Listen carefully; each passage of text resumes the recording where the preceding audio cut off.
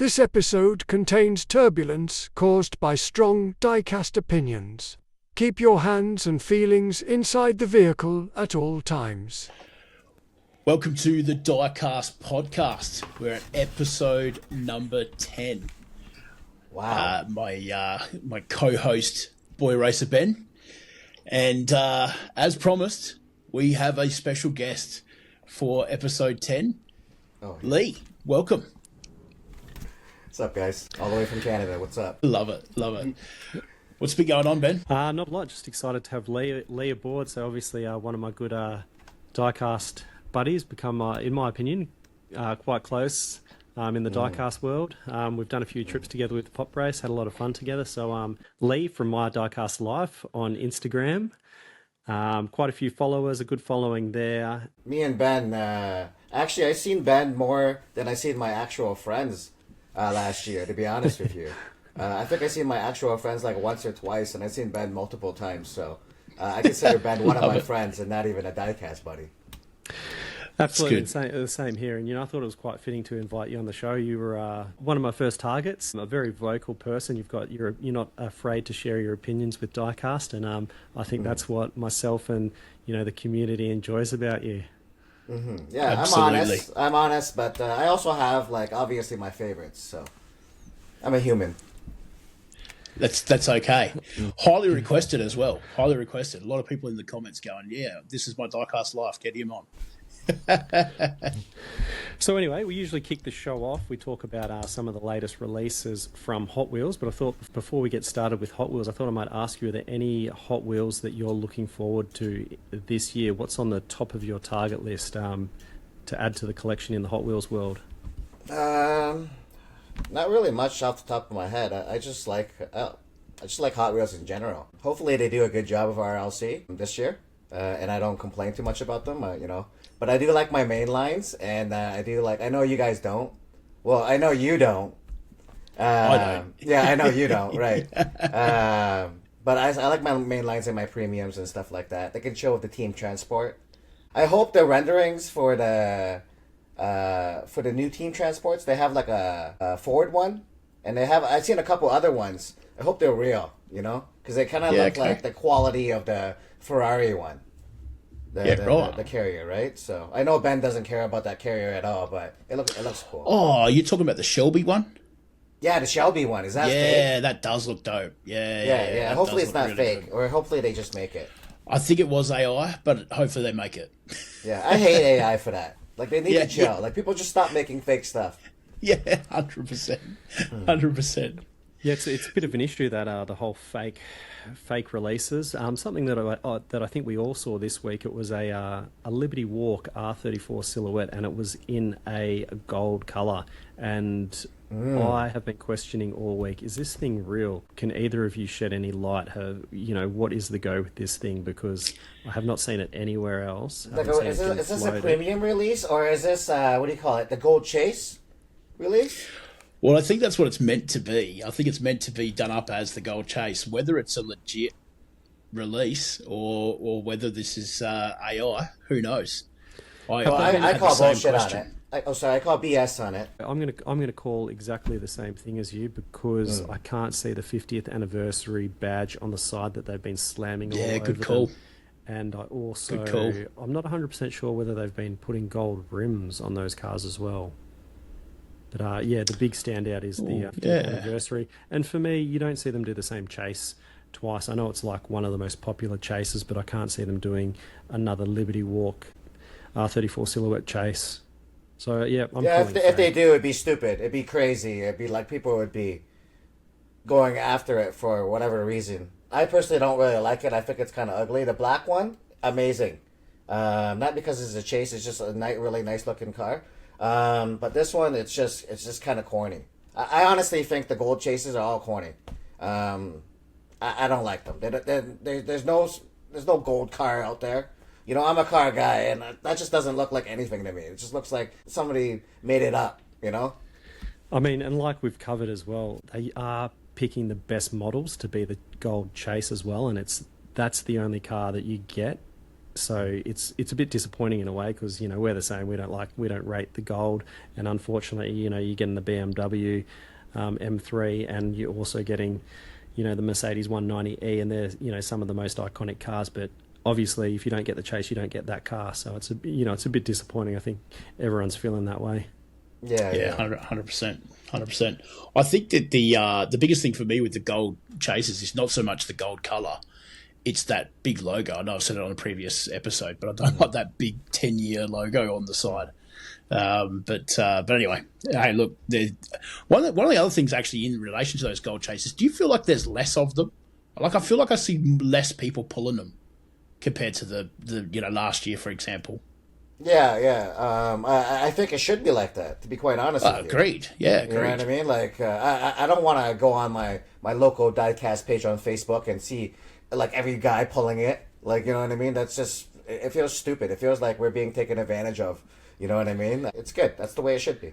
Yeah. I definitely feel like the way they distribute the chases, there's definitely an issue with it, because sometimes you notice, like, it almost seems like for a while there in Australia we were getting heaps of chases, and then in other countries it was almost like they weren't getting any chases. It's almost like they just put them in the first batch and then they're like, all right, we've put out the 10,000 chases, all right, we'll just put the normal cars in the rest of them, and that first lot gets sent to the US or Australia, and then they don't get distributed anywhere else.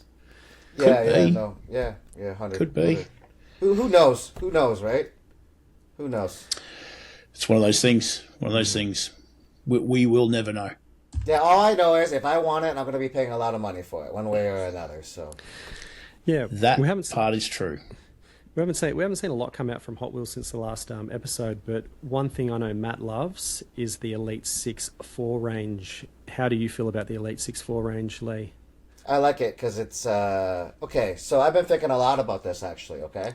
Hot Wheels isn't just Hot Wheels because they're not a model car. Okay, let's get that clear.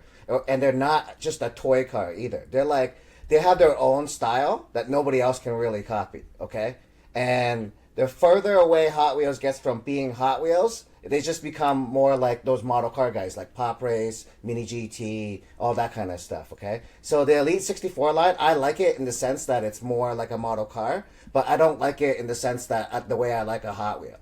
If that makes sense to you guys. That does like make sense. The proportion of a Hot Wheel, even when they're trying to make it look like a normal car, it's a little bit exaggerated. Where, let's say a Civic.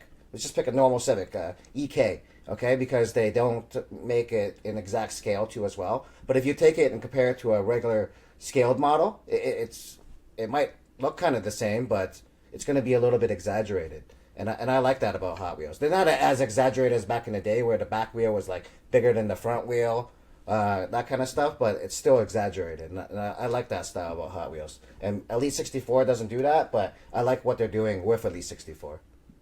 Yeah, no, that's a fair point. That's a good point, actually. Look, for me, Elite 64 is you're getting that range where you're not in the RLC range where everything's Spectraflame, well, most things are Spectraflame. But it's a little bit better than your premium line. So yeah, for me, and the different cars that they're selecting as well. It's a little bit to me like the Boulevard collection, where you're just getting something from every different walk of life. You never know what's coming next, type thing. Could be a race car, could be a Jeep. Yeah, it could be. But the only thing I hate about Elite 64 is the also with RLC is the price. That's the only thing that always gets me, and I know that gets you guys too sometimes. But it's very difficult. It does. Yeah. What did you think of this Jeep that they've released? So yeah, we've got the silver Jeep. What is it? It's a Jeep Gladiator, isn't it? Fully decked out. We've seen a few fully decked out four-wheel drive sort of off-road based cars, and it does look cool. But personally, Jeep Gladiators, they don't do it for me. They're not too popular here in Australia, and to tell you the truth, just a Jeep in general, I've never been a Jeep fan. So, unless it's the old Willys, World War II Jeep, then I'll take that. But Jeep for me, it's just not a something I collect. What about you, Lee? I have the same feeling. They are available here in real life, and I've never really, it doesn't look like a real truck to me, and it just doesn't really do anything for me. But it is really cool. It all comes apart. I noticed that from the pictures, that it all comes Yep. apart. So I thought that was really cool, and I was willing to give it a shot. Then I looked at the price. Yeah, And I'm like, no. yeah. They're not cheap. This mod shop line is almost like a subsection of Elite 6.4. All 4 drives. We've seen the Land Cruiser in the past that did the Toyota Tacoma. They've done a couple. And they all have these, bits that fit on. Sometimes the wheels are interchangeable and things like that. And so I guess that's probably where they're justifying the extra cost. But look, I have passed on most of these mod shop 4-wheel drives, despite picking up a lot of the other Elite 6.4 models. I've passed on the mod shops, and I've typically passed on the trucks that they've done as well. But yeah. I want to know where they get their pricing. Like, if they need to talk to the other Asians to get their stuff made cheaper or something. Because, like, where are they deciding? Like, is their profit margin much bigger than, let's say, Mini GTs or Pop Race? Like, is that why it's, like, so much more different? Because it's not that much better. Like, I've seen, like, BMC do stuff like that where you can take it apart, like, you know what I mean? And it's not that expensive, and it comes in a nice acrylic case and all that kind of stuff too that can justify a higher price. But it's not, what is that, $60? That's crazy. Yeah, sometimes I think the same thing with Hot Wheels. Like, where do they come up with their pricing? But obviously, being such a large company, Mattel, it would be very corporate driven versus collector driven, and so a lot of that pricing would be, we have to make X margin from a model, and so the price will be X. That's it. No ifs, buts, maybes, no discussions. That's the margin that we make on our cars, and if it costs X to make it, well, then we need to make X. I imagine that would be. I can see that. And anything that's on the stock market is going to be driven by that solely. Yeah, true. The customer service thing just goes out the door secondhand. Not out the door, but it's second to the profit. Agreed. What is that higher tier of RLC that you can join? It's $100, I think. Overdrive. US. Overdrive. Yeah. Have you followed Overdrive this year? Because for me, it doesn't make sense to join Overdrive. But I noticed there's a few different changes to Overdrive this year. You don't have to purchase every model. You just pay the subscription, and then you can opt out of models you don't want. So in a way, it guarantees the really rare ones. For example, the RWB Teal Porsche that I missed out on. So I think that's a change from last year. You can actually opt out before the car drops. Yeah, you know what? It's $150. I don't know what it is for you guys in Australia, but it's $150. Okay, so there's a couple hurdles I see here. Okay, number one, if you are buying it just to get those rare ones, okay, like you're planning to sell it, that's why you're worried about the value. And I hate selling. I'll be honest with you. I don't mind selling new stuff for a retail price, but I absolutely hate selling anything for more than what you could originally buy it for. It always feels very slimy to me. I don't know. That's just, and I'm in sales. I'm a salesman. And I don't like doing that. So that's a big hurdle for me. And that's all I can think about right now. I definitely agree with you, because there's also been another change which also helps the scalpers slide in and make that decision to hit the purchase button on the $100 US price tag. Because another change they've made to Overdrive is, instead of being able to purchase one, you can now purchase the limit. So the RWB Porsche last year had a limit of 2, so that guarantees everyone with Overdrive 2. So there you've already made your money back, plus more on a car like the RWB Porsche. So I think it definitely encourages, again, corporate, they've changed the rules to encourage more people to join Overdrive, particularly scalpers. But it also, changing the rules to do that, a car like the RWB Porsche, if you've got 10,000 Overdrive members, pretty much every single one is going to get 2 of those RWB Porsches. So it straight away takes out 20,000 cars out of the pool and reduces, say, our chance of picking one up. So I think it's only going to get harder to pick up the RLC cars that are popular. I think they're going to make more. I think they're just going to make more. They're going to assume that's what's going to happen. That 20,000 initially is going to go away, and then if they had like 20,000 before, they're going to have 20,000 for the rest of us too as well. They're just going to amp it up. They want more money. They don't want money from a different pocket. They want more money. I know they do, but when it comes to the car like the RWB Porsche, they knew that was going to be a hot piece of property, and they had 2 cars per limit, and 100% they knew that was going to sell out in minutes. So why would you not already? They also want to keep a bit of, hype about it and keep it exclusive as well. So when it comes to the really sought after ones, it's going to make those ones harder to get. So I can't see them making any more of those, but I guess that's just my opinion. So we'll never know. They're both just things that we think about on the back end, right? That's something that somebody decides at Hot Wheels. So yeah, we'll true, never know. True. Ben, can we actually get Overdrive here in Australia? Last time I checked, you couldn't. Yeah. That's another point. I'm pretty sure it's only. I'm not sure if it's open to Canadians, but we can get it. But like I said, it's $150. For me, it's not worth it. I don't need to make that extra money back or make that extra $500 in the year by selling these diecast like that. I don't need it. I'd rather be poor, and just be honest, and just enjoy collecting. So that doesn't work for me. I do like.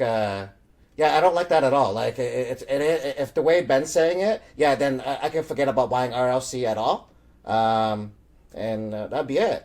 Like, if I can't get an RLC piece or any piece at this point, I'm not even really worried about it, just because there's so much stuff that gets released these days. Trust me, next month you'll love something else. Next week you'll love something else. So yeah, it's true. Continue. It's true. I mean, we were pretty caught up. We were pretty caught up on that Hot Wheels RLC RWB, and then of course Pop Race bring out their RWB, and we've just completely forgotten all about the RLC version. Yeah, I had the original black one, so I wasn't really concerned about that one. Obviously, I was on my computer trying to buy it, and I couldn't. But I wasn't upset. I already have the original black one, which is, to me as a real car guy, that's the one that you would want. Yeah, I don't know why you would want that one. It's a weird color, but maybe because you don't have the original black one, or maybe because you think you can sell it. I don't know. Yeah, look, I think the color looked nice, but yeah, you're right. It wasn't a real life or replica of a real life RWB per se. Yeah. Quite a few episodes ago, Matt, you criticised me for. I was criticising the RLC Selections car, the Supra HKS, and you were like, "Oh well, why didn't you vote then if you're going to criticise it?" So, throw this question to you: what car did you vote for in the RLC Selections? I didn't. I'm not a member. Oh, wow. Okay. I'm not a member. I haven't. My membership ran out, and I haven't renewed it. So I did see that the Selections was up.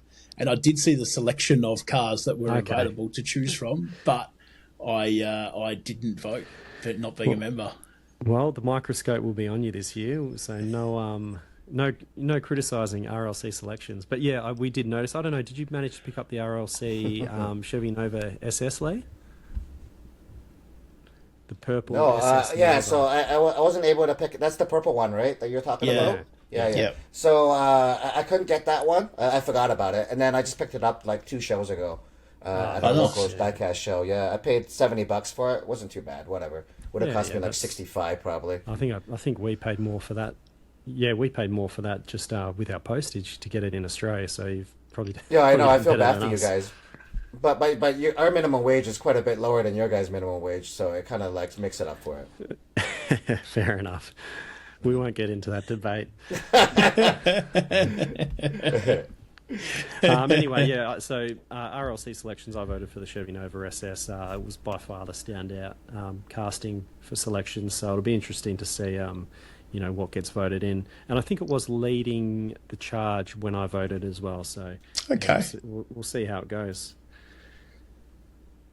I did. I saw that they were doing they had the Mercedes, that 600 in there as well as an option, and I was like, cool. I did like that one last year as well. Slammed VIP style. Loved it. Yeah, yep. They had a Mitsubishi 3000 GT as well, and I can't remember what the other selection was off the top of my head. No, I can't either. But yeah.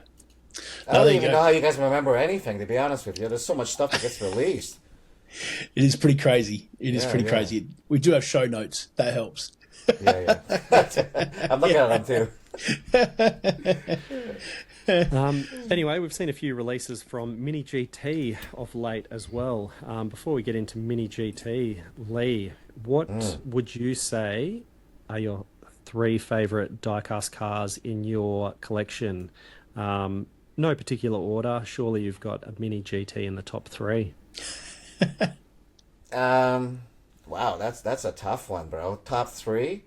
I would have to say my first. Go for top 3, yeah. I'll just name a couple. Yeah, my first would be the first car, first 164 car I ever got. Well, like as a collector. Actually, a little bit before I started collecting, I'm a Honda guy, so I went online and I found Tomica Limited Vintage EG. Okay, a red one. Okay, I didn't know if they were rare, nothing.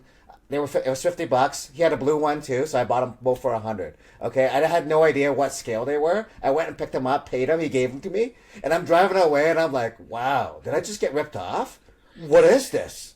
Like, I'm thinking it's like a Hot Wheels toy car, right? I went home, and I'm like, okay, yeah, it's a little bit more detailed. And then, like, months later, I started collecting, and then now they're obviously the first ones I ever got. So they're really special to me. Yeah, I don't know. And then I have a bunch of customs that were made of my own cars, but all the rest of them, they're all right. I really like the pop race ones that I got. That when we were in Japan at Fat Five. Yeah, those two, the Hako. Yeah, exactly. Yeah, that one. That one's really special to me. So that set is really special to me. So yeah. That's it. Really, the other ones, I love cars, so I love them all the same. I'm just saying those 3 are probably the ones that, and my customs are the ones that I love. Yeah, for those that have followed along in the podcast, the Fat 5 Racing Pop Race Hakusuka has been named as my number 1 diecast piece. Just amazing casting, and obviously the experience in Japan, seeing that car in real life drifting. Yeah, and the smoke and the tire bits hitting your face. Yeah, perfect. Amazing. And I got the ride in it too. You did. Yeah. Yeah. I complained. Drifter got on there, and then I went up to him. I'm like, yo, what? How come? How come we don't get to go? And then like 15 minutes later, like, hey, you can go out. I'm like, oh, that's crazy. It's like somebody asking you, which one's your favorite kid? Yeah, no, 100%. As an Asian though, there is a favorite. Sorry. Yeah. Yeah, there is a favorite in the. I know my mom always says there isn't, but I know I'm her favorite. So yeah, I know. That's good as long as you know. She might not know that, but as long as you know. I was the worst kid, man. I was the worst kid. I got in so much trouble when I was younger, and they still love me as much. So that's got to speak. 100%.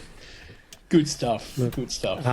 So yeah, no Mini GTs in that top one. So we'll run through the latest Mini GTs that have been released. And last week we talked about the R34 Liberty Walk Silhouette, and it was a event car for a event in Japan. I can't remember the name off the top of my head. Matt, what was it? I can't remember it off the top of my head either. I think you butchered the pronunciation last week. Yeah, I think I did too. Anyway, so that one's been made. It's we talked about it being similar to sort of the shell sort of colour scheme livery, but obviously with some Japanese writing down the side. Not a bad looking car. I think we both said we liked it but didn't love it. So, but it has been made a regular release now, so you will be able to pick it up cheap. It looks like Ronald McDonald's. It does a bit. It does a bit. Yeah, it does. Yeah, that's good. That's good. I really like the Mustang, though. I really like that Mustang. I know we were talking about it a little bit before. But the Ford Mustang GTD. I really love the GTD. It looks awesome. That race red it does look really good on it. That's and I know you guys talked about it before too, but that 180, was it 180 or a 240? Which one is it? The green one. The new casting. Liberty Walk. Yeah, we call it a 180, but yeah, I believe in the US 240 SX. Yeah. Okay, yeah. So let's call it a 180. That 180 looks pretty sick. So I don't typically buy mini GT castings anymore, for whatever reason, but I definitely getting that GTD and the 180. 180. Yeah, nice, nice. What do you think of the RX-7? So this one was a Tokyo Auto Salon release. Yeah, I thought it was stupid in real life, and I think it's stupid there too. Yeah. It looks goofy. It looks like I don't know what's going on there. Why would somebody make that? I don't understand. It just doesn't look nice. I'm going to be the opposite of you two. I actually like it. The carbon against gold wheels. I like it. I think they've gone for a hybrid look. They're trying to get like that Ferrari / RX-7 / Corvette look going on, and they've just absolutely butchered what. Yeah, butchered. That's the word. A nice butchered. FD RX-7. Yeah. It's like, those hot girls that you grew up with, and then they all get Botox. And you're like, what are you doing? You could just age naturally and be beautiful, but wow, that's something else. Like, what about going to the gym and eating properly? You know what I mean? Just throw in a turbo. You already look fine. You know what I mean? You don't need to do all that. It's crazy. Well, I like it. I think it's not bad. But hey, look, that's what makes this diecast world spin around. Everyone's got Absolutely. different tastes. It does. I love it. It does, and everyone's aware that you enjoy fantasy castings, and this is along the lines of a fantasy car. So Yeah, that is very fantasy. It looks like they made it look like a Miata. You know what I mean? Like, let's make it one level lower. You know what I mean? It's I don't understand. Well, I think that this particular RE Amamiya kit looks better than the standard one that gets around. Nah. Wow. I'm not even going to argue that one. That's definitely your opinion on that one for sure. I can't even argue that one because I completely, I don't agree with that at all. And nobody does either, right? Because that would be the most popular kit if that was true. Just so That's fair. That's fair. No, look, I'll cop that. Yeah. The last one they brought out was the Chevrolet Corvette Z06, Pratt Miller Motorsports Daytona. You a fan of this one, Lee? You a fan of Daytona? You get around Daytona? No. I'm a fan of Corvettes and Mustangs. Not because I live here, because they're awesome. And nobody can say that now because obviously the Nürburgring, if you guys know what the Nürburgring is, they're both killed it on the Nürburgring. So they're not just like American muscle, can go in a straight line, all that nonsense from before. These things can drive. They're awesome. They're way too expensive. And yeah. The Mini GT ones are probably the only ones you can afford. So, we said before the show it's good having Lee on because, me and Matt we scroll over Mustangs and Corvettes and we just go, we don't really get them in Australia. We don't, not a lot of people. I think there's a bit of a stereotype of people that drive Mustangs in Australia. Okay. Apologies if you do, but it's just a stereotype. But yeah, it's good having you on, Lee, because we just we do not like our Mustangs or Corvettes over here. And just so we're clear, it's V8 Mustangs. We're clear, nothing else but that. Okay.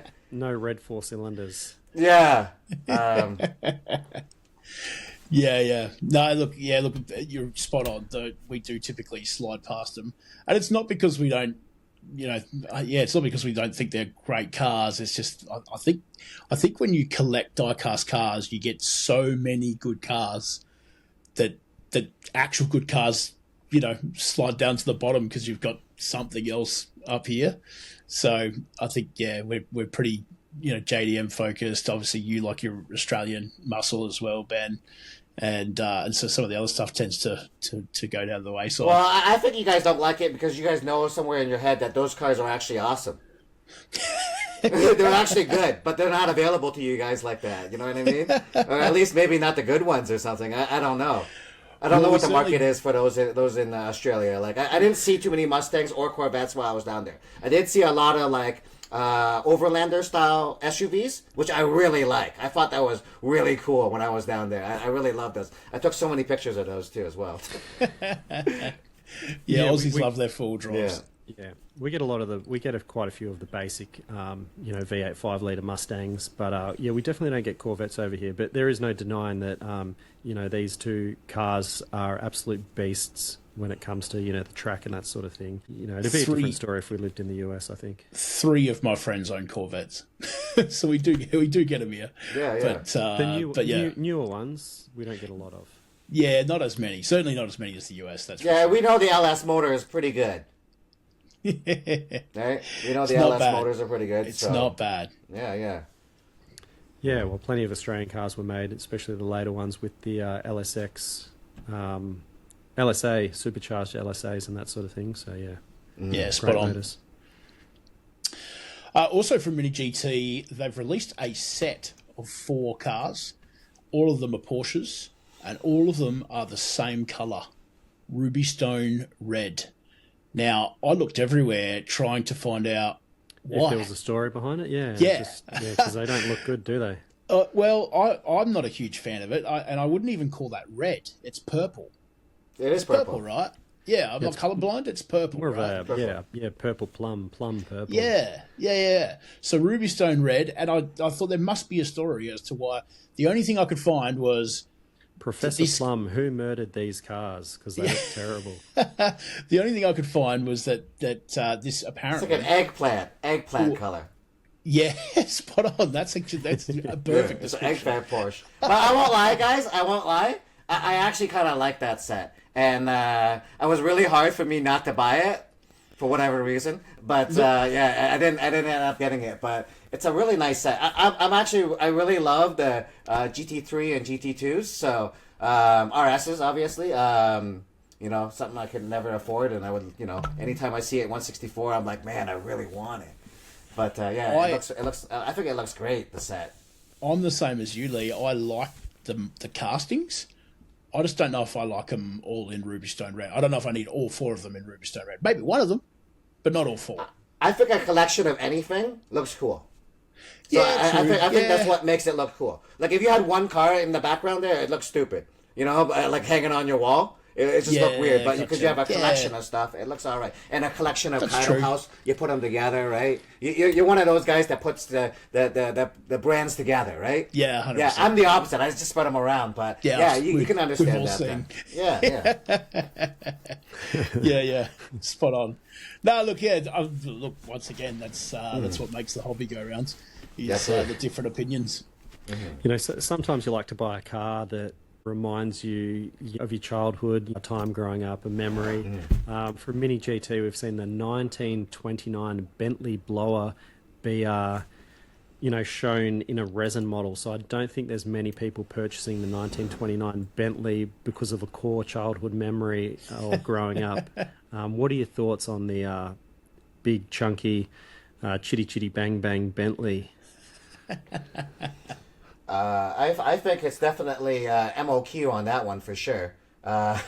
Minimum order quantity made on that one for sure. They're not making a ton of those. They just made it. I don't know why. It looks kind of stupid, to be honest with you. We have no relation to it, like you're saying. I don't know. It just doesn't look that cool to me. But are you guys picking it up?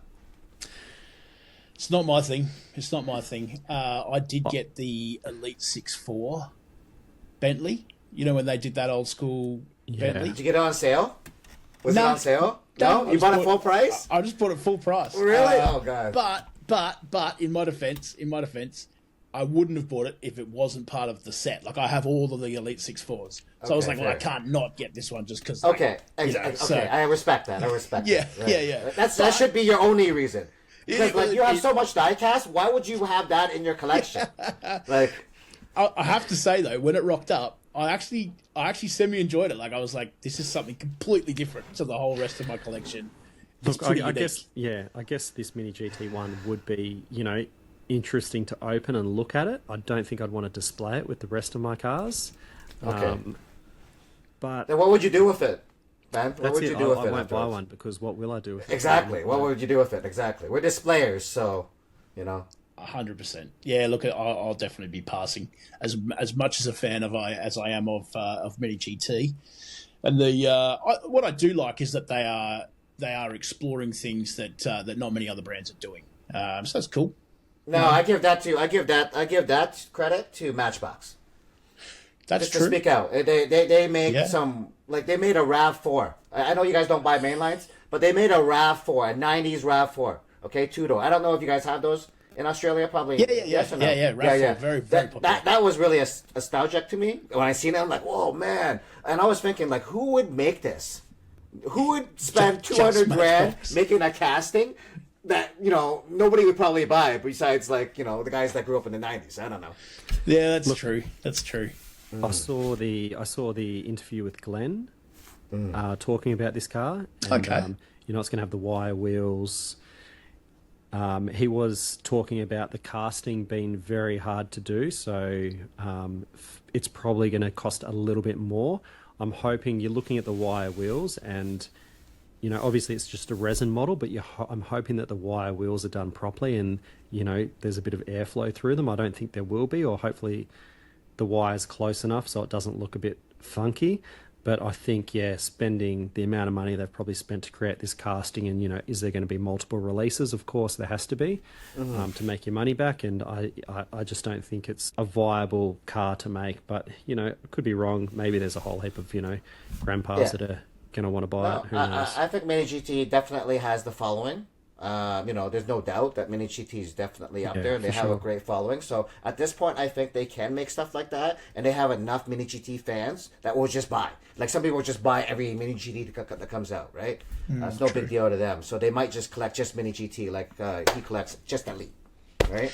The other thing that I was thinking with this thing, right, is you know how easy it is to knock a mirror off on a regular car? This thing has so many extremities that you could knock off so easily. I thought, man, like this thing, it's got to be delicate, surely. Like there's, you know, the lights, you know, the wheel on the side. Yeah, I found that about the James Bond's ones. Yeah, true. Yeah, true. Yeah, I was like, oh, that's weird, you know? Yeah. I haven't got, you know, I've had all the James Bond ones so far, and nothing so far that I've been like, oh, that looks like I could snap that off pretty easily. Okay, good to know. But yeah, anyway, look, it's definitely for a unique part of the market, and I think to Lee's point, it'll definitely be the guys that are, you know, picking up every Mini GT, they'll snap it up, but it's shorter than less. Yeah, nobody growing up in the 1930s buying that, buddy. Something else unique that I'm going to backtrack. We covered it last week. We had a diorama for Mini GT with the 5 Camel Land Rovers. I'm actually considering purchasing this Camel set when it comes out, but I've backtracked because this one has been confirmed. That helicopter that's airlifting that car in, it's been confirmed they're going to be producing that helicopter Mini GT by the sounds of it. So you can pick up the helicopter that delivers the camels to the desert race. What are your thoughts on that? It's not just a diorama piece. No. Yeah, I mean, it's cool. Like, how much space do you have? Like, you could get away with it, Ben. Of course, that's right up your alley. That's perfect for you. That's why I was laughing. But, yeah, for anybody else, like, what are you doing with that huge thing? Like, who are you? And it gets even better. It gets even better because we've all seen the boat as well and thought, oh, that's just a display piece to show, you know, the truck, what it can do, what it carries.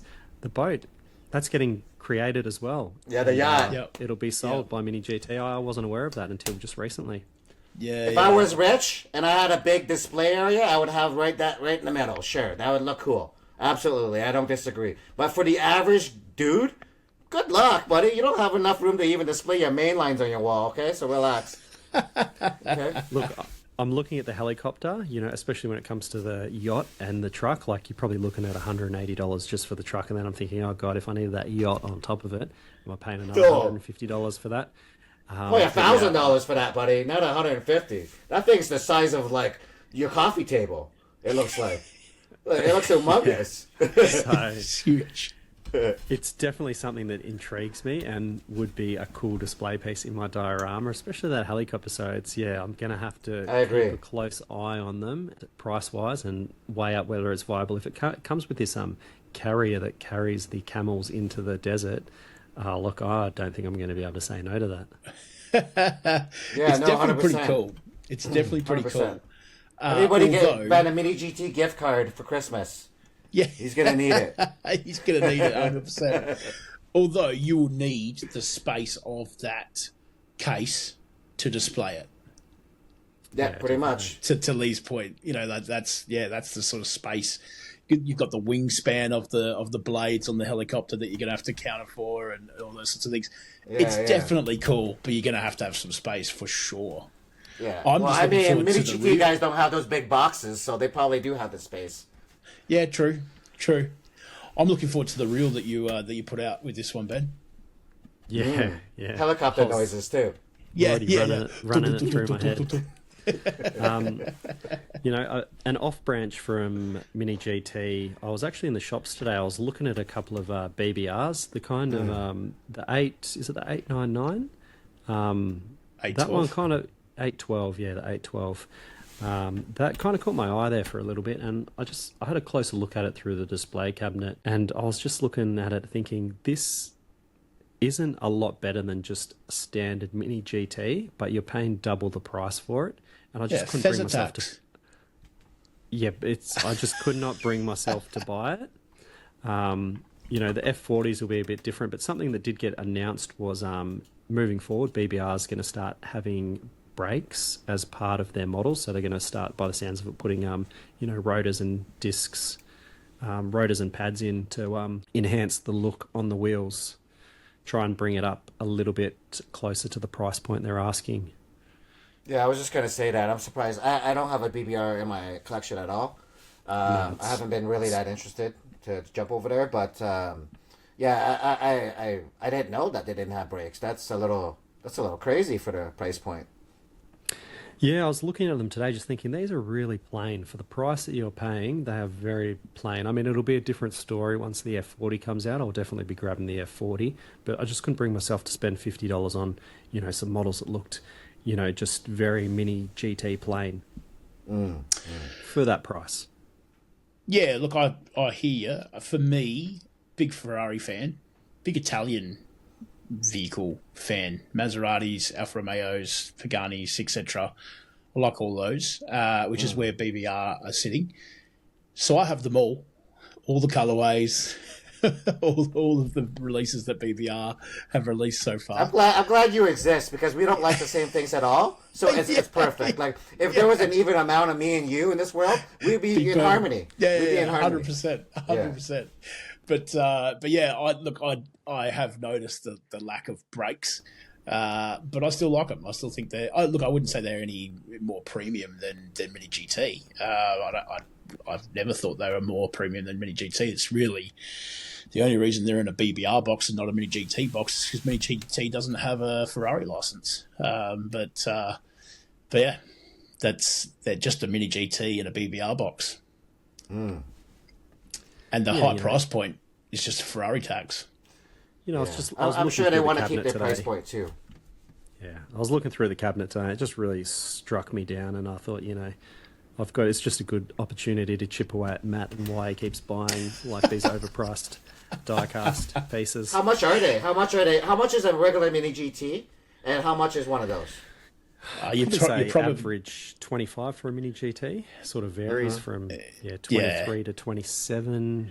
Sometimes even higher, depending, obviously, on the car. But we'll say average 25 to 27. And you're looking at 50 for a BBR. 50? Yeah, 50. It's double? No brakes. Double. Come on, no brakes. Come on, guys. Come on, that's ridiculous. No wonder I've never bought them or looked at them, because there can't be any hype around those things. It'd be hard to hype it up. You zoom in, the brakes are hollow like a Mini GT. What is it? 15-mile model? Like crazy, bro. But who else is doing them? That's the thing. Who else is doing what? Who else is doing them? These those models. Ferraris? Take a deep dive into AliExpress and but that's the thing. I said to you on the episode the other week. I don't like having a different brand for every different model car that I get. I want it to be the same brand, so it's all consistent. I don't know, bro. Until I don't know about that, bro. I don't care what brand, to be honest with you. And if you're gonna buy overpriced diecast, you're gonna spend $50 on something with no detail. You may as well just put the extra 20 in, get yourself a Tomica limited vintage Neo and something with moving parts that looks incredible. So True. And you know what? When you explore different brands, as well. your opinion is going to be a lot more honest. You know what I mean? Like, I explore a lot of different brands. I like what I like. So me liking this, that's real. That's legit. So. If you only collect one brand, you can't have really an opinion about the other ones, right? That's true. You got to get the examples. Yeah, and you're in a position. You're in a position where you have to have multiple brands now. You got this podcast going on. You got to know what you're talking about. You can't just go by picture. I hate when people go, "Oh yeah, that doesn't look as good as that." Well, you don't have either or. So what are you talking about? That's why I get them all. You know, doing this podcast with Matt, it's kind of like started to think in my head, like, am I wrong or is he wrong? And like, this is you're wrong, a bit of obviously affirmation of, you know, what's going on. One of your other loves that I quite often slander, you know, constructive criticism is Kaido, and we've got the resin model of the R32 wide body and the what is it? Camaro, Chevy Camaro. Old school. Very aggressive looking Camaro. What are your thoughts on those? Love them. Love them. Yeah. Nah, keep them coming. Keen as get some new castings out, because I'm starting to get slack on the current list of castings that are dropping each month. So yeah. Well, I mean, June Mai has to go to sleep, dream up a casting, you know, and then make it. You know what I mean? So he doesn't have dreams every night, buddy. You can't be with these fantasy body kits. You know what I mean? You can't just let him. You think he's dreaming every night? Come on, man. Yeah, look, these look pretty wild. They look nice. The 32, I think, is obviously a very, very similar sort of look and feel to the 34 kit, but this is modelled off of his 32. I don't know if you've seen the red 32 that he has, but it's a wide body 32, and that's it looks exactly like that. So he's obviously modelled it off of that. That wide body front end looks like the front end I grew up with when I was a kid. Like the early 2000s, you know, Wings West, those huge ass front ends. That's what it kind of looks like to me. And then they got the clear sides. I really like that. You know, they should just go all the way and make those light up too. Yeah, that would be cool. I think it'd be cool. Like, why do you have it clear? Light them up. What do you think, Ben? What do you think? I mean, one for me, I've been very critical on the scale. I know this annoys you as well, Lee. The scale of Kaidos are a little bit big, and it does frustrate me. I haven't been a fan of the R34. The only R34 I've liked is the police car. I actually really rated the police car R34, as I've stated before. The R33, I don't like the wide body kit on the R33 either. What about the grasshopper one? No, this is probably my this is probably my favourite of all the Skylines so far. Obviously, being a fan of the R32, I really like the exhaust that comes out the side. I think they look really cool. But I think, again, with Kaido, it's one, I need to get one in my hand, and, you know, the scale, I may judge it on the scale, and it's hard to tell off a resin model, so time will tell. I'll definitely pick one up if they can do a colour that I like, because they seem to struggle with that at the moment. And the Camaro is leaning a little bit too much towards the fantasy side of things. It does look aggressive, but if they were to do a nice colour, I would probably pick one of those up as well. I think it's going to look really cool beside the Elite 64 Mustang. That has like the crazy wide body, the blue one. True. Yeah. I think it's gonna look pretty cool beside that one. I think those two would look good together. Yeah, cool, I mean, actually. it'll be twice the size, but yeah. No, that one's pretty big. The Elite 64 one is huge. It's pretty big. If you remember, it's huge. That's why a lot of people didn't like it, because it looks so freaking big. But I think it looks cool. It still might be bigger though. Yeah. I don't mind getting one example of each of each Kaido House. But I won't be spending any more money than that. I'm just not a fantasy guy, so. It's fair. That's fair. So you guys buy Liberty Walk, Pandem, and that sort of stuff, or? Yeah, that stuff is real, though, buddy. Yeah. The 32 is real as well. I'll pick it up. I'm just saying, in general, they're not real. Like, I've never seen a Camaro like that. I would love to see a Camaro like that. I'm not saying his body kits are ugly. The NSX one is, but I'm not saying they're ugly. I'm just not really into, like, make-believe. You know what I mean? Look, I think someone was criticising me in the comments for this last week. It is a bit of a running joke as well. You know, Kaido House isn't my favourite. It's obviously not Lee's favourite. You know, I do like to give it to you a little bit, and all the Kaido fans out there, because there are a lot of Kaido fans, and there is. You know, There's plenty of us. That's okay. I like I said, I buy one of each casting, so I do judge. I do pick it up, and I am judging from the fact of my own opinion, but I actually do have the castings. I'm not just saying stuff wildly or anything like that. It is my real opinion. What's your favorite Kaido House? Do you reckon you've picked up? My favorite? Yeah. Yeah, at first I didn't really like the R34, but I like the liveries they done, like the police one and the grasshopper one, and those RC ones. I really like those. But my favorite casting is I'm gonna be a Honda guy and just say the EK. No, sorry, EF. Yeah. That's fair. What Yeah, about you, that looks Ben? like a nice one to me. Yeah, I think you might have told me before, maybe, but yeah. Look, I actually, for someone that doesn't like the R34, the police one is one of my favourites, but I have mentioned I really like the HKS ones. Probably, the HKS line, in particular, the Datsuns, they're really cool. The wagon and the 510, Yep. Yeah, the Datsun's really nice, actually. You're right. Mm-hmm. Very nice. Very good. 510 for me. Which livery? Oh, which livery? I do like the HKS. I'm with you on that. Do I have a favourite, though? I reckon the sky blue, plain sky blue street Is there a version. style you like, though? Because they have multiple styles, don't they? Yeah, I like both styles, but I like the street version. The sky blue. Me Is too. I like the street street one. version as well. I have. That is one that I picked up. I did like, and that's what we were talking about last week. A lot less plain liveries these days, whereas we used to see the plain liveries, and they're really cool. It'd be good to see Kaido head back in that direction and mix it up 50-50 sort of style. Yeah, 100%. I think when they make a new release, they should all just always release it in plain, and then move forward with the liveries afterwards. That's what. Speaking of plain. Yeah. Speaking of plain. whatever you're about to say, I will not be picking up because I'm sure it's going to be expensive. Yeah, speaking of plain, one thing that they did release in February is a new Black Limited, new Hako 2000 GTR, plain black, except for the wheels and the engine and the interior. You can tell Jun Mai has Hot Wheels DNA in his thoughts. Like he's like the premium brand of Hot Wheels. He's like the Hot Wheels version of the premium brands.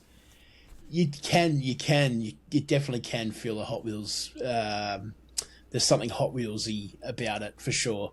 What do you call that color in the wheels? Watermelon. That's an interesting color. Yeah, it's a nice watermelon color. Yeah, you'd be crazy to spend that kind of money on the color scheme here. It doesn't. In my opinion, the watermelon doesn't go well with the black. It's different. Yeah. How much do those cost, anyways? Crazy money. I've picked up a few of them in the past. If you buy them direct from Kaido when they release, which is obviously hard, much like an RLC, you're looking at somewhere around the $250 mark. But then you're also looking at, for us here in Australia, you're looking at about $100 extra on top of that for postage. Why would anybody do that? That's crazy, bro. No disrespect, bro. I know you can collect whatever you want to collect, but that's a lot of money, man. It's a lot of for money. like one car. Yeah, that's for one car. Like if it was a Honda Civic that I had, and it was the exact same color, cool. It was black limited. Okay, yeah, I'd be okay. I wouldn't mind paying $300 for, but there's no way in how anybody has that. What is this? Like nobody has that. Nobody has that kind of old school Skyline. Well, the crazy thing to me is people are paying that to Kaido House, and then they're reselling them for 7, 8, 9, 12. Yeah.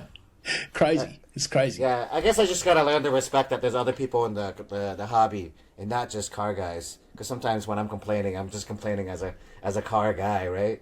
And obviously, people are in this hobby to make profit as well. So yeah, it's a good investment. Yeah, there's certainly a fan base out there, that's for sure. I'll agree to that. I'm a fan of Kaido, but I'm certainly not going to be paying that sort of money, that's for sure.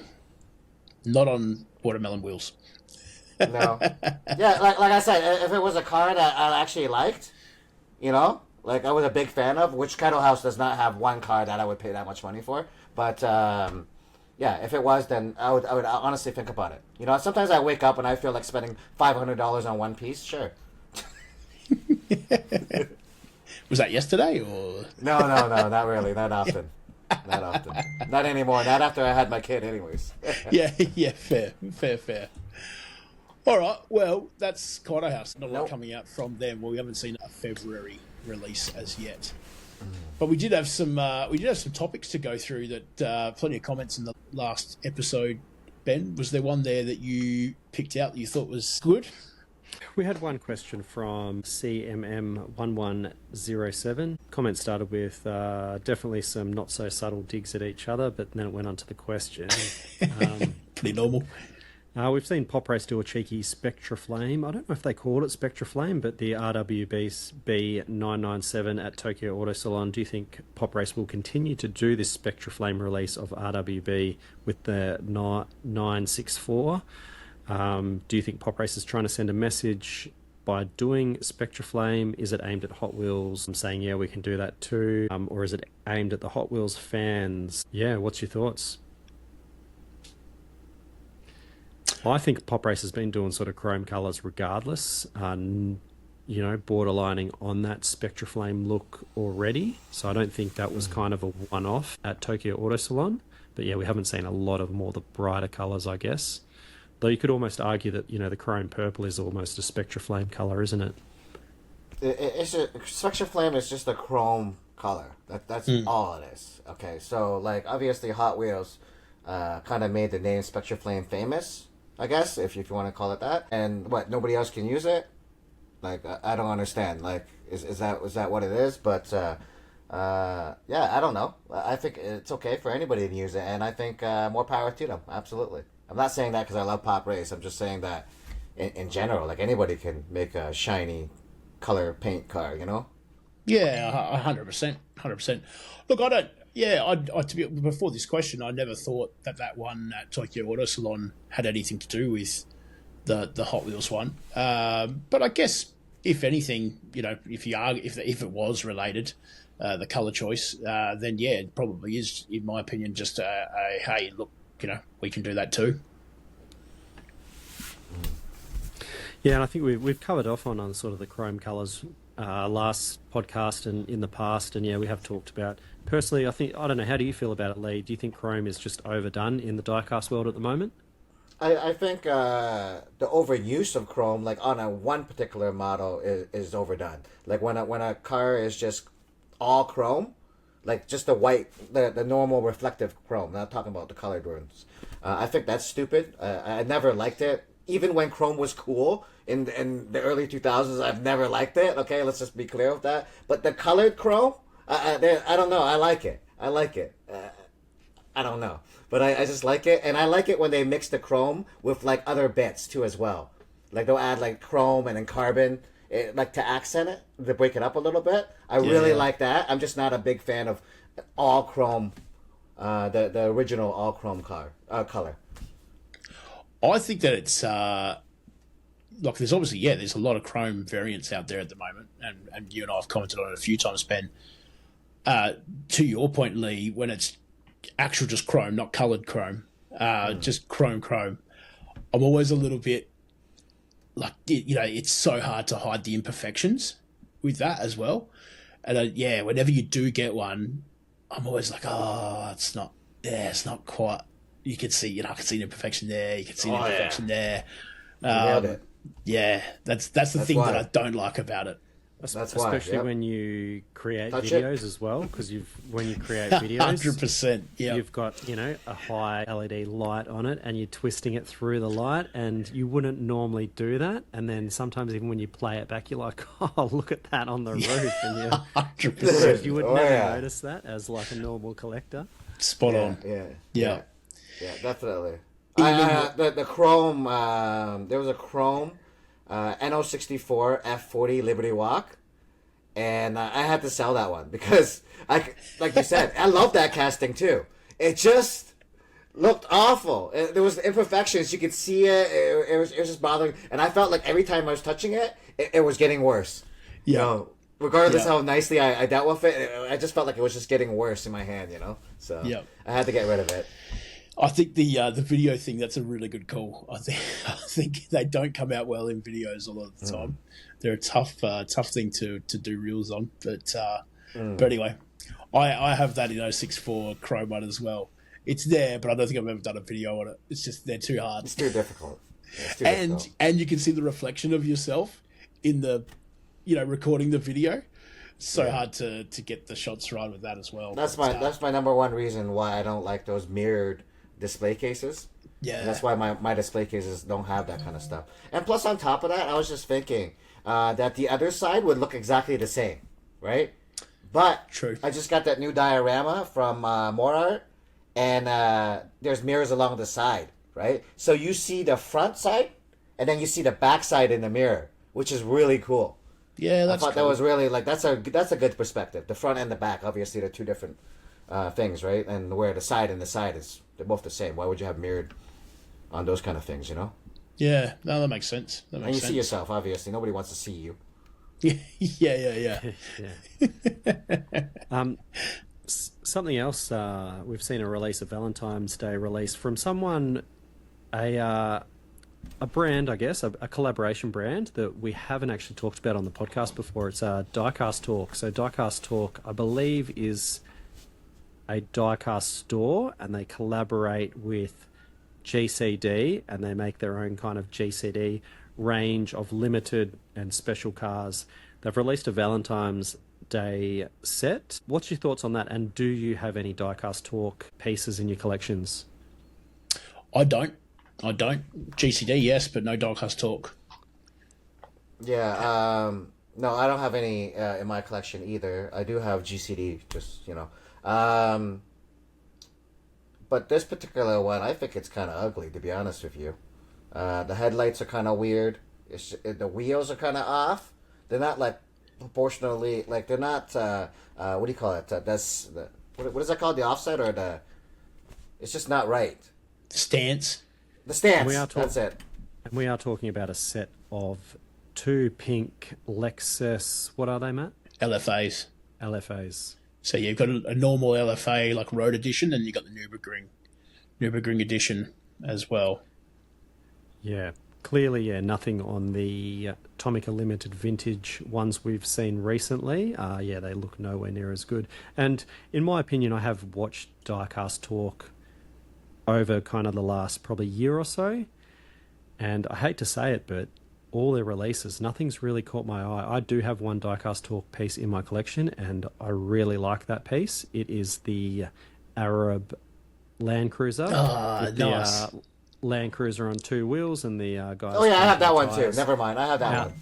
Out the window. And that's awesome. I think when you Diecast Talk, it's supposed to be like special pieces, and I think that was...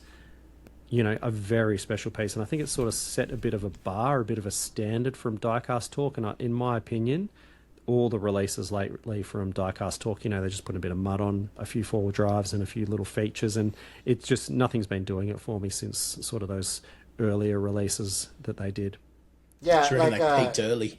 Yeah, that's why that's why my expectations for this one is, that's why I feel this way about this one, because I kind of feel like Diecast Talk really steps it up on these GCDs, and this one is not doing anything. Somebody could tell me this was a Hot Wheel, and I would believe it. Yeah. The wing on the back is thick as hell. What is that? Why is that wing so thick? Is it normally that thick in real life? Yeah, it does look a bit odd. Look, the other thing is as well, I don't think I've ever seen... I mean, I've been collecting diecasts for as many years as you guys, but I don't think I've ever seen so many Valentine's Day themed releases as we have seen this year. Yeah, is it normal? No. Yeah, I don't know. I think any kind of themed cars is kind of corny, I'll be honest with you, unless it's related to cars. Even a Chinese New Year one or a Christmas one. Yeah. I think they're all kind of corny looking. Or even a Coke liveries and stuff like that. I think they're all kind of corny looking, not relatable to actual car things. But then again, I'm a car guy, so take it as you like. But that's what I think. I mean, yeah, Hello Kitty's pretty cool. I don't think they should do it. I get what you're saying. Yeah, I don't get many of those either, to be honest. I know you like it, Ben, but Ben loves it. And I have a daughter too, right? So I could have an excuse to buy those things for her. But yeah, that's no good for me, man. Advan, those Falcon, Spoon. Okay, let's keep it on the real. There's lots of liveries that are real car stuff, eh, guys? Like, we haven't even cracked them yet, so let's not get into, like, Hello Kitty, I don't know. Sure, they're fun, you know what I mean? You don't think I want a Dragon Ball Z? Well, how come there's no Dragon Ball Z ones yet? You know what I mean? That is one thing, though, is whenever a brand does something like that, whether it be Coca-Cola, Hello Kitty, any of those sorts of things, they're appealing now to two collector markets. You got the Diecast guys, and you got the Coca-Cola guys, or the Hello Kitty guys, or whatever. So you're actually selling into multiple markets now, so it's clever on behalf of the brand. But absolutely, I agree. Each I agree. It's about the money, always. Always. Yeah. I mean, going back to real life, last podcast we talked about MotorHelix, and they released the 787B, very detailed, very nice model, and we saw a sample piece, a raw sample piece of the Pagani, I believe it was, wasn't it? Was it a Pagani? Yeah, I think so. Moving doors, remove... No, Koenigsegg. Koenigsegg, sorry. Yeah, Koenigsegg. Koenigsegg, sorry. Talking Doors up. about MotorHelix? Yeah. MotorHelix we're talking about, yep. And we've just seen another release. It looks like a resin release of the Ford GT40 1969. And I must say, especially we saw the RLC that we both talked about a few episodes ago from last year, and we were both loving that one. But we both failed to pick up. This one looks incredible, and an American car I do like is the Ford GT. I think it's an amazing car. Obviously, Ford versus Ferrari, racing roots, incredible car, and I think this one is probably going to be one of the best Ford GTs on the market when it's released. To be honest, I think MotorHelix, if MotorHelix does it, it generally ends up being the best of whatever it is on the market, to be honest. Yeah, I mean, you clearly pay for that privilege to have True. the best on the market. You're looking at, you're getting two incredible moving part pop races for the price of one, sometimes even three for the price of one MotorHelix. But the details are a lot more refined on the MotorHelix. You're just paying the premium for it. Yeah, Lee, you threw up a MotorHelix reel recently on your channel. What was that? It was a Honda? Yeah, a Honda EK. It was really cool because it came with two hoods. It came with a normal hood, and it came with the clear hood. Like, I'm sure you guys seen pictures or somebody doing it of a clear hood in real life. Definitely, yeah. Clear, so you can see the motor, right? Oh, the engine bay detail. Awesome. I was like, that's really cool that they were able to think that through and do that. So, I was one, eh? Oh, look at this guy. Oh, I was really impressed with those ones recently as well. I picked them up a while nice. ago. The white one looks awesome too. So I love them. Yeah, they did a really good job. The EK. Obviously, they're a 118 company, and they're coming down to 164. Yeah. So they know about the detail. You know what 100%. I mean? And they're gonna bring that game. And obviously, they're coming off they understand what the market is. They're looking at what people are making, and that's a huge competitive advantage. You know what I mean? They're actually looking and come in. You know what I mean? You're not the first one trying to do something. You come in, you know what's killing it, and you know what you need to do. Yeah, I don't think their price point's that bad. I don't know how much the MotorHelix sounds really expensive in Australia, but it's not really that expensive here. Like, I got that EK for I want to say like $35, and a pop race is like $25 here. So there's like a $10 difference. Yeah, I think I got my EKs for about 45, but obviously there's not as many moving parts. Oh, sorry, hold on. I got a delivery. Diecast delivery. More diecast. More diecast. No, I'm expecting a huge delivery too. It didn't come yesterday, so I'm hoping that's it right there. Is that your door right now? Yeah, that was my buzzer. Oh, no. I just buzz him up. Yeah. Perfect. Yeah, that GT40 is awesome. I did buy the Hot Wheels one though. I didn't get it on the RLC site. I got it in our Facebook group. We have like Facebook auctions, and then you can buy it. So I bought it off of some guy. I got a good deal on it. I paid only $65. Yeah, nice. Yeah, that's good. Yeah. Yeah, I mean, this one, I think with the refined details, moving parts, the 787 was quite a bit more expensive, and I think this one will be as well. But we've also seen, I guess, to compete with the likes of Pop Race, we've got a Pandem EG6 coming out from MotorHelix, so it'll be interesting to see that one. And also, similar to Pop Race, we've got the Pandem R32 with the wide body kit coming out, so it'll be interesting to check those ones out when they come out as well. I think, I mean, at this point, I think we can chill with those. We already have so many brands doing this already. Like, we can kind of chill on it, but okay, cool. You know, you need to make your own, I guess. Nothing. I love MotorHelix. Don't get me wrong. You know what I mean? But sometimes I'm just like, oh man, as a collector, like I don't need one more of those in my collection, bro. I don't really. I love it. I'm a Honda guy. You know, I'll buy one, but like, make something else. Like, you know, I'd hate to count my Pop Race Pandem EG Civics, but I dare say I've got close to 10 of them, and a lot of exclusives as well, because it is an amazing casting.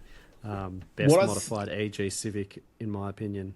Yeah, what I think will be interesting is obviously MotorHelix are putting this out now, which is well and truly after, you know, Pop Race have released, you know, like you say, you've got 10 plus of them, right? And I think there's a few other brands that have done Pandem EGs as well, yeah? But regardless, what will be interesting is what is going to be their point of difference. What do you call it? Ignition Model was actually the first EG, Pandem EG, that was really well done that I've got. And that was quite a while ago, too, as well. Just give me one second. I'm just going to grab the door real quick, okay? Yeah, you're right. Yeah, you're right. Going to have a live unboxing.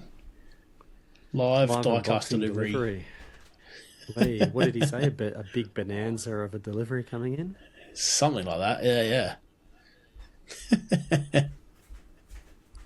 Just be an entire box of Hondas. Nothing there. That was weird. Oh. So we were just saying that this diecast delivery is probably an entire box of just Hondas. What's that? Your diecast delivery. Oh, yeah. It's an entire box of Hondas. It's not that bad. It's not that bad. It's not that bad. Interesting stuff. I like a lot of cars, okay? But I do love my Hondas, though, 100%. I love my Hondas. It's good. It's good. Well, yeah, that's MotorHelix. Interesting to see. I'll be keen to see that GT40 when we see some more complete pictures of it. But so you guys will be picking it up then? I'm pretty keen on it. Yeah, from what I've seen so far. I mean, we've only got a bit of a resin model here. Personally, the wing, I know Pop Race makes two different variants. I like the other wing, not this kind of, I don't know what I call this one, like a bit of a bat wing. On this one, I don't know if they're going to make two variants. I prefer more the just, you know, straight wing out the back. Yeah, that's heavy downforce, that wing. That's crazy. This would have to be a super special model, and, you know, Pop Race have already killed it. So for me, I can't see myself picking up a MotorHelix Pandem Civic. The only thing I can see them doing is adding calipers to it. Because I don't think the Pop Race one has that. No, it doesn't, but yeah. Yeah, I think that's the only thing they can add to that. Like, that the Pop Race has already killed it. Like, you know, if Pop Race didn't kill it, then I could say, yeah, go ahead, you know? But Pop Race already killed it. I don't know how anybody would make it any better. It would just be kind of like the same. Yeah, good call. Good call. Well, we'll see, I guess. We'll see. Yeah. Has anyone got any Focal Horizon in their collection? That's a big negative from me, mate. Focal Horizon. Focal Horizon. So Focal Horizon have just started doing a line. It's very similar to the PGM. PM. It looks like it. So it does opening hood, opening doors, and opening boot. They have released the R33 in black, but I've already got the standard R33 in black with an opening hood. And I'm starting to think, you know, I've done it with the R32. I picked up the standard one, which is extremely nice. I picked up the one with the opening hood, opening doors, opening boot, extremely nice. But I'm starting to think, do I need another black R33 with opening doors and boot? It's a bit of a gimmick, isn't it? Like, but what I can say about Focal Horizon, especially the Skyline, I've got a Civic, not as good, but they do make really nice R33s and R32s from Focal Horizon. Potentially my favourite Skyline casting. Wow, that's high praise. It is. Yeah, that's, I believe they're unlicensed though. No, their stuff looks really good with the opening parts. Personally, there's a point that I cross for features that I just wouldn't pay for. And you know, like opening doors, cool. I just wouldn't really care. The only part I really care that opens is the opening hood. Because I like looking at the motor detail, okay? The interior, you can look through the windows and you can see it, okay? The trunk hardly ever has anything in it, so I don't know why you would even look in there. Like, you have a body in there, put that in there. I don't know. The hood latch is cool. The hood stand, that's cool. Yeah, personally, there's a line where I wouldn't pay for these extra features. Like, every time somebody's like, oh, they should add this to it. Like, you're showing somebody something, and they're like, would you pay for that? You know what I mean? When I pay for opening doors and an opening trunk, not really. That's why I like Pop Race, because I don't feel like I'm paying for it. I feel like they're just kind of putting it in there, you know? I think it's one of those ones, for me, it's got to be, you know, I love the R32 GTR, and I've got the opening doors, opening everything in that gunmetal grey, and I love a gunmetal grey R32. It's my favourite R32, one of my favourite cars, so I'll pick it up there, same as the Ferrari F40. You know, you're looking at the Tomica, you know, opening parts piece, you're paying $100 for these Australian, for these Focal Horizons with the moving parts, so it's not cheap. It's got to be one of your favourite cars, but all I can say is they are very nice models. Even the standard ones, you pay a bit more than a Pop Race. You're looking at 50 as opposed to your 35 Australian, so you are paying more. Is it worth it? I don't know. I think it's one of those ones that's got to be one of your favourite models to pick it up. Yeah, it's opinionated, right? So, just like most of the stuff. For me, I think, like you need that point of difference now to be ordering a Skyline from anyone. You need a point of difference because I imagine we've all got plenty of Skylines at various different levels of detail. So, you know, doing a full opening version might be enough to get them a few more sales. Yeah, and I guess the higher price point as well. There's probably a little bit more cream on top for them as well. Yeah, well, they could always work on the rims being extra smooth. Like, everybody could get those, those bearing rims, like that spin super smooth. They all should just work on that. I'd be more happy with them working on that and paying for those kind of rims. Then, like, on that U9, is it the U9 from Pop Race? Yeah, with the bearing wheels, yeah.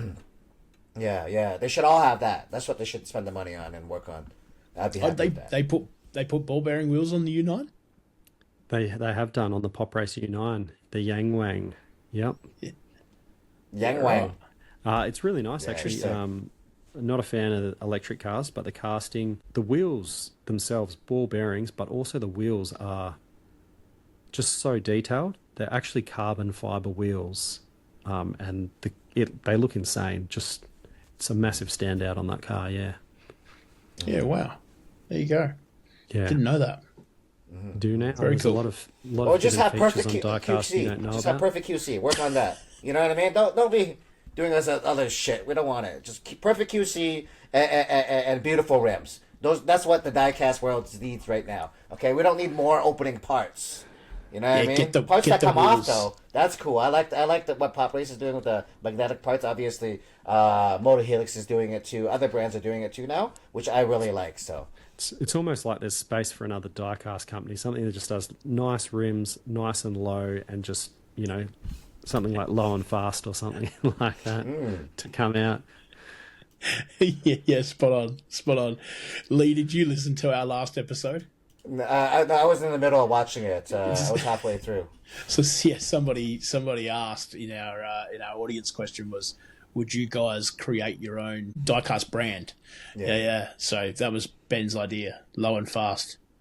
Something along those lines. Just clean, simple cars, nice and low, nice wheels, dumped down. Would you buy them? Would you buy them, Lee? Of course, I would support you guys. Perfect. 100%.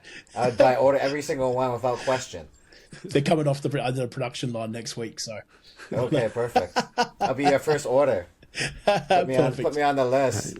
I'll be. Is there an overdrive for that? Is there going to be an overdrive? Underdrive. You guys call it underdrive because you guys are down under, right? Yeah. You guys call it underdrive. Classic. Now, Ben, it wouldn't be an episode if you didn't have some form of hidden gem for us. Hidden gem, that's my segment, isn't it? It You're really the man is. of hidden gems. Some may call me a bit of a hidden gem in the diecast. Who? Well, Tell me one person.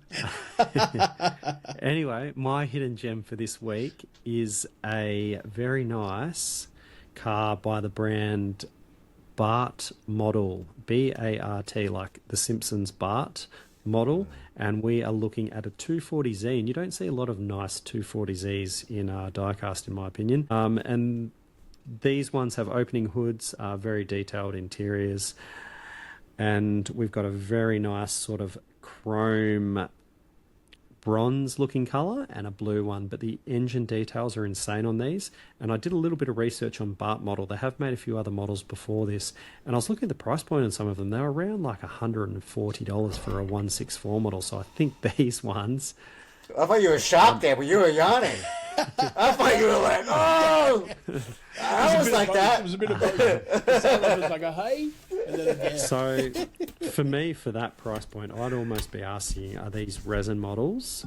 But I really like that sort of burnt orange. Another delivery. Yeah. I'm really digging the burnt orange 240Z, but if it's going to be at that price point, yeah, I won't be picking that up. But So you're at 140. Well, I'm not sure if these were older models, and obviously being older models, the price has increased from the sellers. Okay. Yeah, righto. And what these are going to be when they're released. But, I mean, you look at the engine details on these, and it's hard. You can zoom in on them, and, you know, it's got all your, your cables out, your leads from your spark plugs, Yeah. It's very highly detailed. You've got this your is brake. exactly what I'm talking about. Like when a diecast company just wants to make the best version of that model, you know what I mean? And absolutely, they killed it. Like I think this would be the best one I've seen. It's not like original, like an original one, but it looks really, really good. But way too much money. Yeah, way too much money. I don't think 164 should ever cross the line of $65 retail.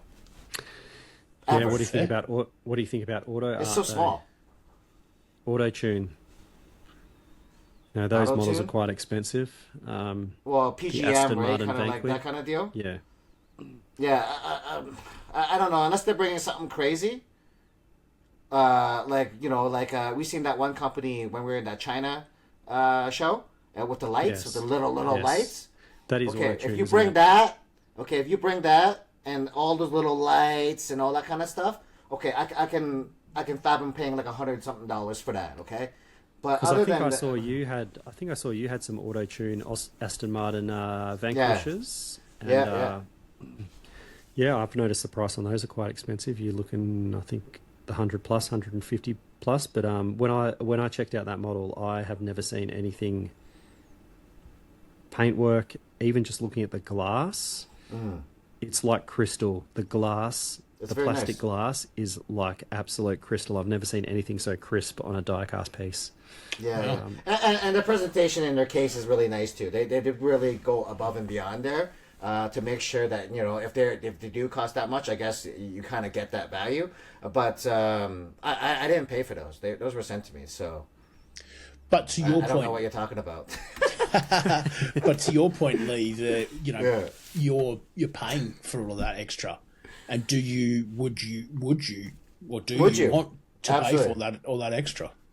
Yeah, the one I guess that's what it sums up to that, right? That me saying $65 is the most I pay retail for any 164 car. That's based upon like the stuff I find that's important, right? Rims and the engine bay, right? Obviously, paint and stuff like that's got to be there too for that money. But I don't need opening doors and a super nice display case. I don't care about that. We open it up, we put it in our display case, and we move forward with life. So I don't need it to cost more than that. Yeah, no, that's a fair point. Fair point.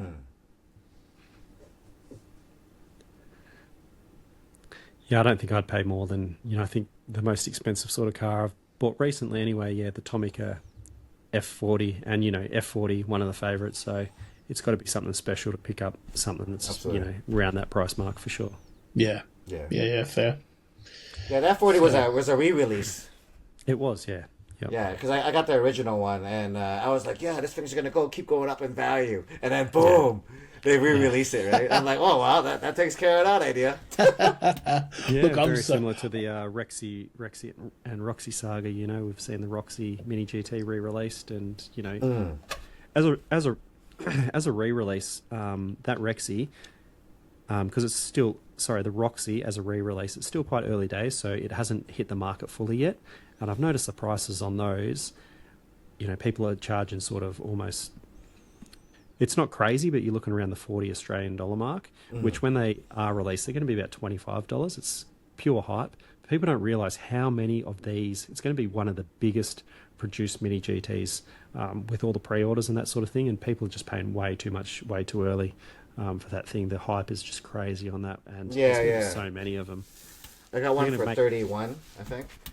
They're going to make that many of them that the price is never going to go up on those because they've made, you know, a couple 100,000. Yeah, I seen that they were doing that too.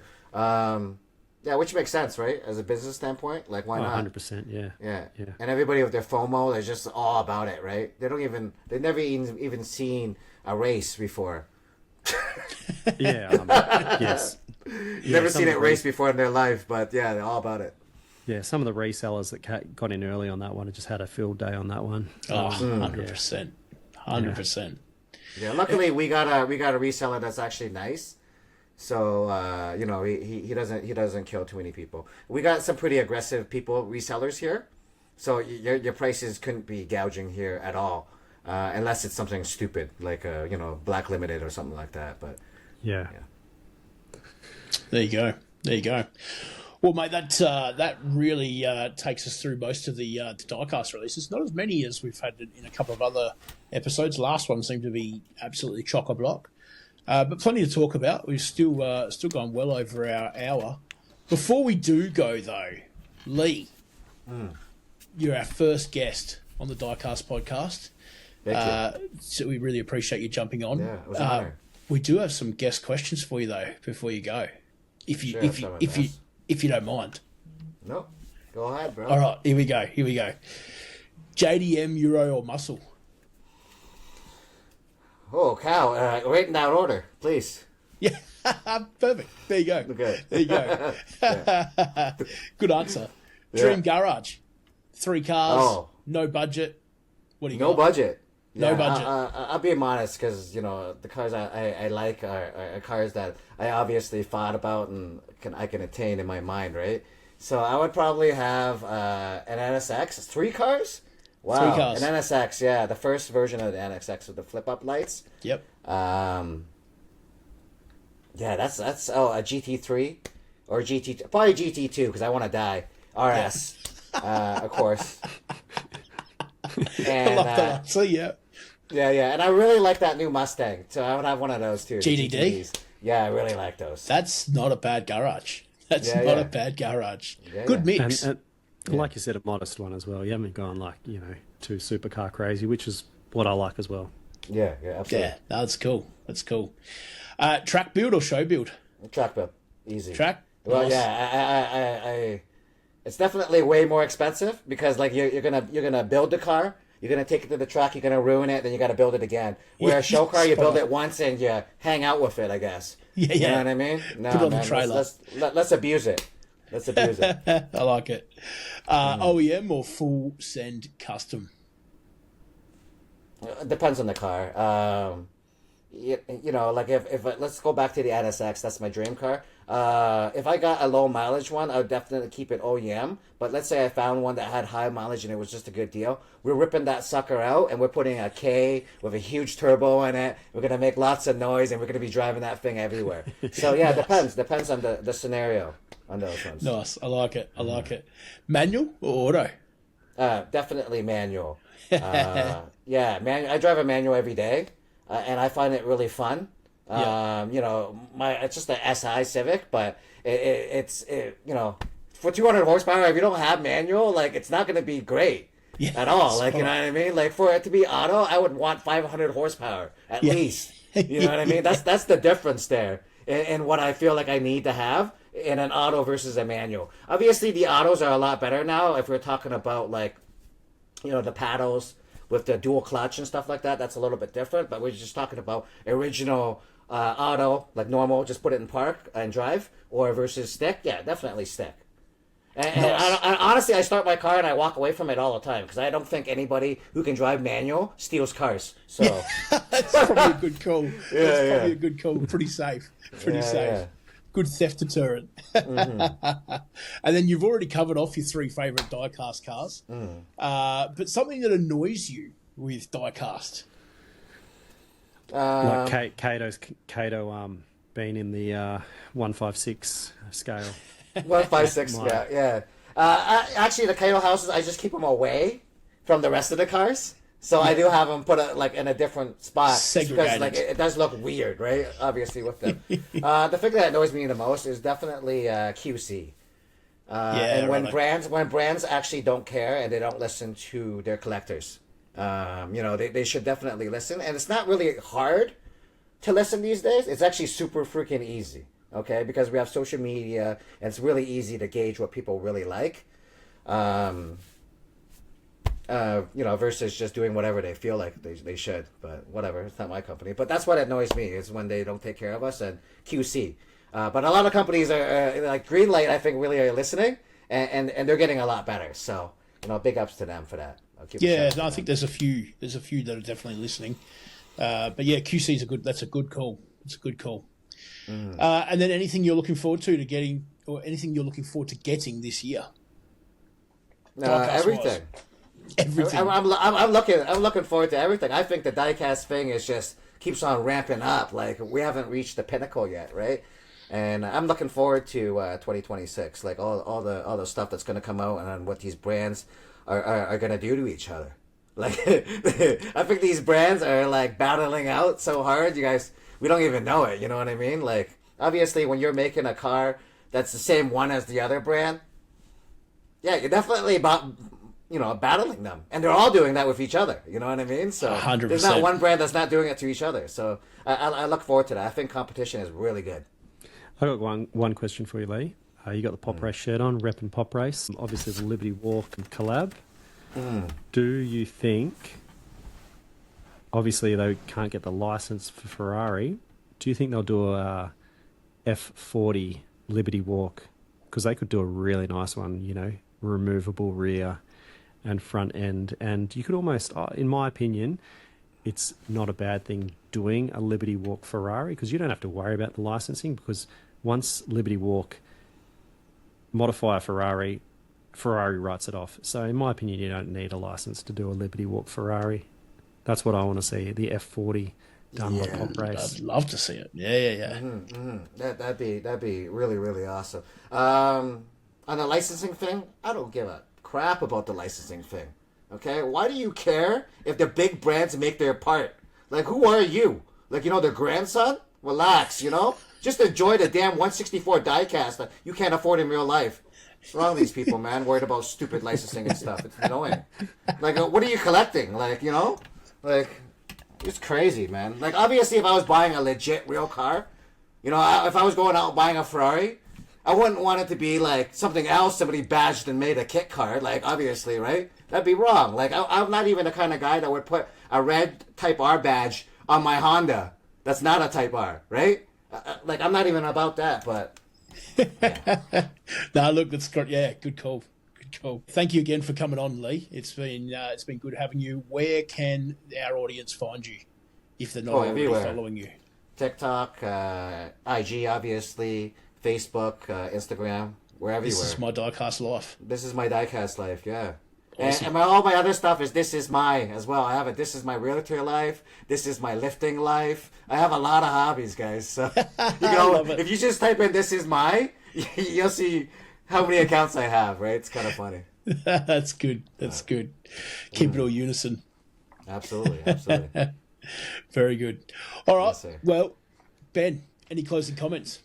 No, thanks for coming on, mate. And hopefully, I loved it, guys. Thank you. Hopefully, we'll be on a trip somewhere sometime at an event together again in the future sometime soon. And looking forward to it. Yeah, we might be kicking off our podcast back on too as well. So it'd be funny if we had you guys on there too at the same time. That'd be all right. That'd be cool. It'd be good. Yeah. Let us know. Okay, we will.